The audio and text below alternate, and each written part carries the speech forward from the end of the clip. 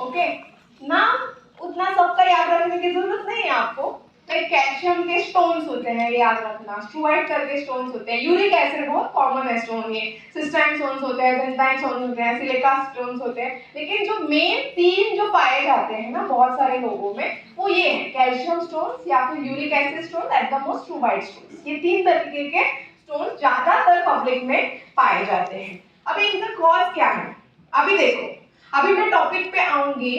आप लोगों का मैंने देखा है, आप लोग डॉक्टर ही बनते हो, आप क्या करते हो, पेशेंट ही ढूंढने जाते हो। आपको क्या लगता है, आपको ये भी लगता होगा ना, अभी क्या है, यूरिक प्लस 3 लिक्विड किसको देना चाहिए, हाँ बोलो, किडनी स्टोन वाले को। और जिसको नहीं है समझो, और जो ड्राइविंग करता है हमेशा हीट में रहता है, उसको नहीं देना चाहिए।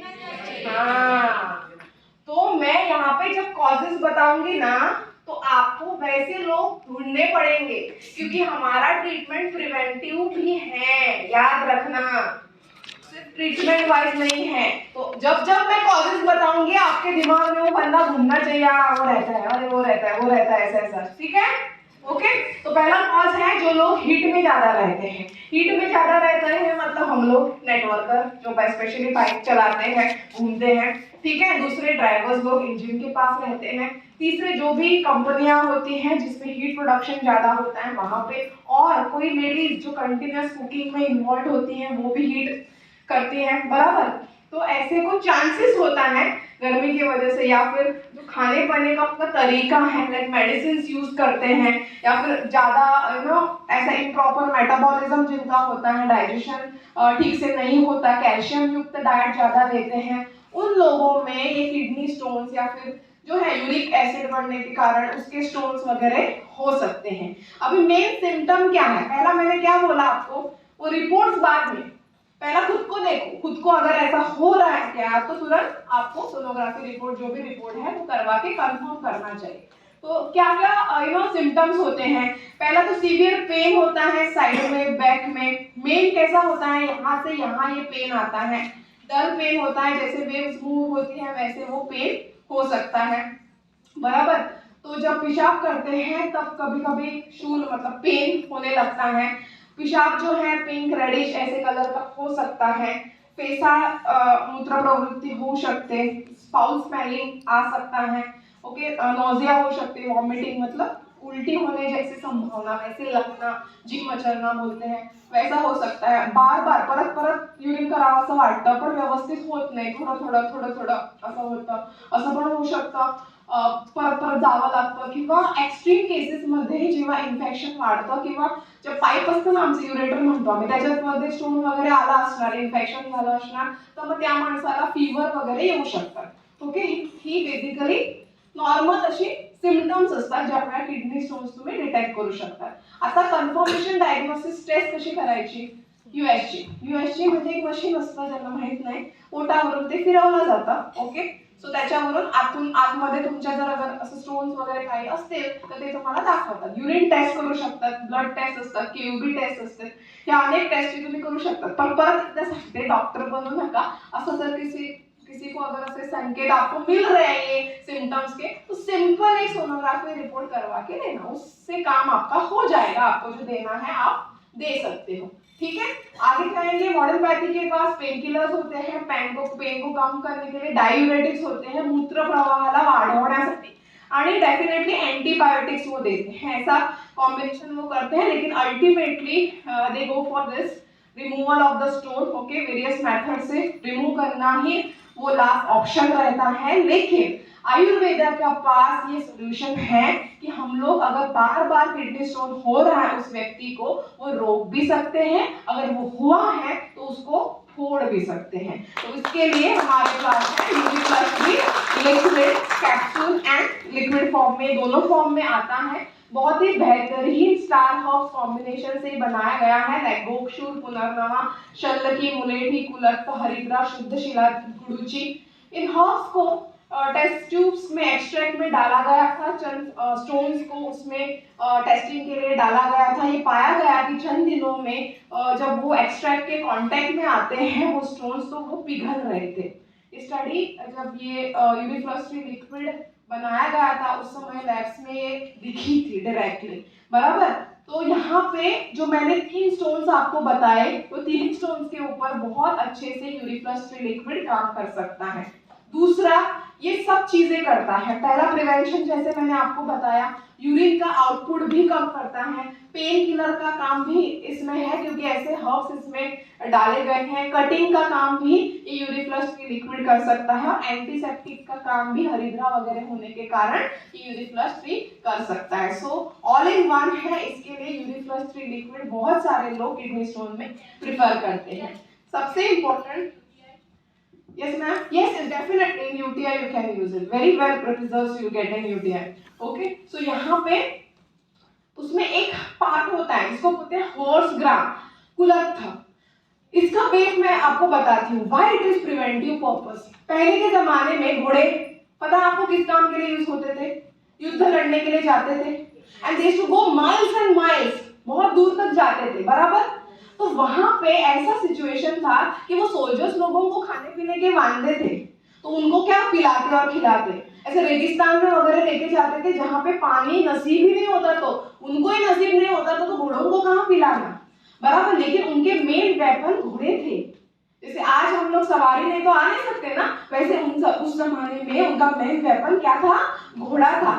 तब वो क्या करते थे पता है? बहुत सारा कुलत्थ हॉर्स ग्राम लेके जाते थे और वो उनको खिलाते थे। Why you know? Because ये कुलत्थ में 2 चीजें होती हैं, एक पोटेंशियल एनर्जी बढ़ती है, horse power what you can say, वो बढ़ती है, और दूसरा चीज है ये जो किडनी स्टोन्स होने की या फिर यूरिन के इन्फेक्शन होने के चांसेस रहते हैं ना, ये कुलत्थ सेवन से बहुत कम हो जाते हैं। इसके लिए प्रिवेंटिव पर्पस के लिए भी कुलत्थ का यहाँ पे प्रयोग यूरिफ्लक्स फ्री लिक्विड में किया गया है। ठीक है, आगे बढ़ेंगे। अभी यूरिफ्लक्स फ्री लिक्विड से दूसरा एक आता है कॉम्पोजिशन, वो है टैबलेट। इसके बारे में थोड़ा सा मैं यहाँ पे ज्यादा बताऊंगी, और यहाँ इसके लिए बताना चाहूंगी कि कितना कठिन होता है एक आयुर्वेदिक दवा बनाने के लिए। केमिकल जो होते हैं या फिर most of the allopath tablets they are very, लेकिन जैसे होम्योपैथ या फिर आयुर्वेदा या फिर ऐसे नेचुरल जो है ना, वो बनाने में बहुत दिक्कत लगती है। यहाँ पे आप देखोगे ये जो यूरिफ्लक्स फ्री टैबलेट है उसमें ना 3 प्रकार के, आप देखोगे उस बॉटल पे लिखा गया होगा, 3 प्रकार के क्षार प्रयोग होते हैं, अपामार्ग क्षार, कदलिक क्षार एंड यमक क्षार। शायद आपने इसके बारे में ज्यादा सुना नहीं होगा क्योंकि ये क्षार क्या होता है ये सिर्फ आयुर्वेदिक डॉक्टर ही बता सकता है। क्षार का मतलब होता है भस्म। आप बोलोगे मैडम आपने तो बोला था भस्म का प्रयोग नहीं है, मेटल के भस्म का प्रयोग नहीं है। ये कैसा प्रयोग है मैं बताती हूँ। इसको कौन नहीं जानता? इसको जानते हो? इसको मैं छोड़ देती हूँ। इसको जानते हो? हाँ, बनाना बराबर। तो बनाना का जो है वो अंग पंचांग लिया जाता है उसका, या फिर लीव्स अगर मैं बोलूं, उसको लिया जाता है, बड़े से फर्नेस में पानी लिया जाता है, उसको डाला गया जाता है, उसको मतलब हाई टेम्परेचर पे बॉईल किया जाता है। इतना बॉईल करते हैं कि पूरा उसका जो केले के पत्ते का जो एक्सट्रैक्ट है ना, पूरा वो निचोड़ लेता है पानी। बाद में क्या होता है, बंद करते हैं, कूल डाउन करते हैं, वो जो एक्सट्रैक्ट है वो नीचे तड़ाला साथ वो पानी निकलता है, पानी को निकाल देते हैं। अभी फिर से फर्नेस चलाते हैं तो क्या होगा, वो जो जमा हुआ नीचे जो एक्सट्रैक्ट है वो क्या हो जाएगा, जल जाएगा ना। वो जलना चाहिए, उससे ही तो राख बनेगी। हाँ, तो जब ये राख बनती है हाई टेम्परेचर पे उसको ये करके, तो ये राख निकाली जाती है और अलग अलग तरीके से जाते रहो।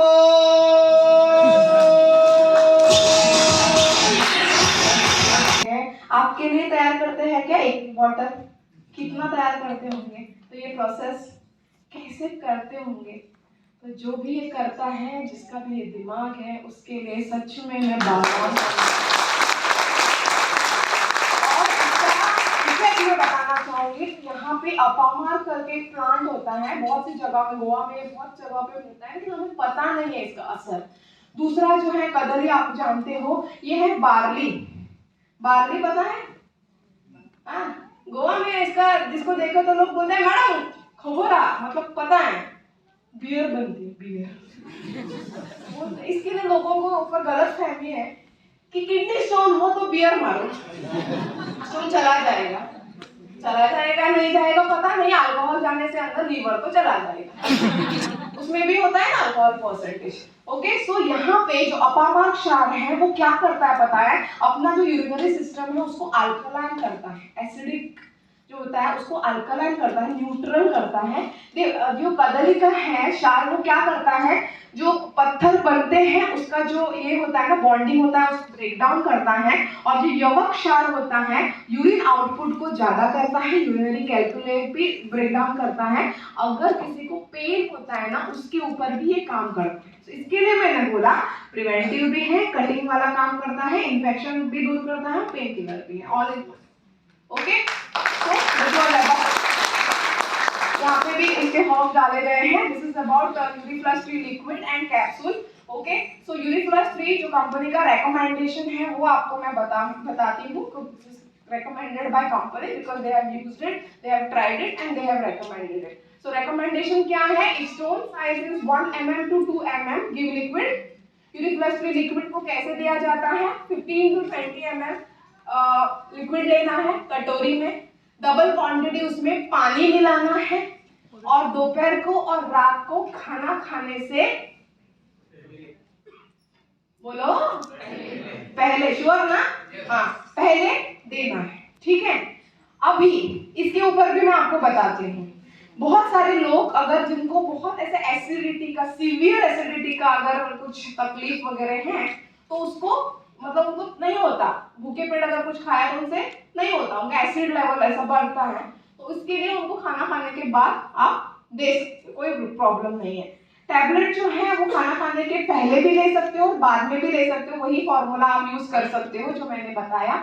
और कंपनी ऐसा बोलती है कि 8 mm से अगर बड़ा स्टोन है तो उसके लिए यूरिफ्लक्स फ्री लिक्विड और कैप्सूल जो टैबलेट वो दोनों आपको लेना चाहिए। मेरा एक रेकमेंडेशन आपके लिए है, जब भी किसी को यूरिफ्लक्स फ्री लिक्विड किडनी स्टोन न होने के लिए या फिर हुआ है तो बताते हो तो जरूर उससे पहले एक सोनोग्राफी का रिपोर्ट आपके पास रखना डॉक्यूमेंटेशन के लिए।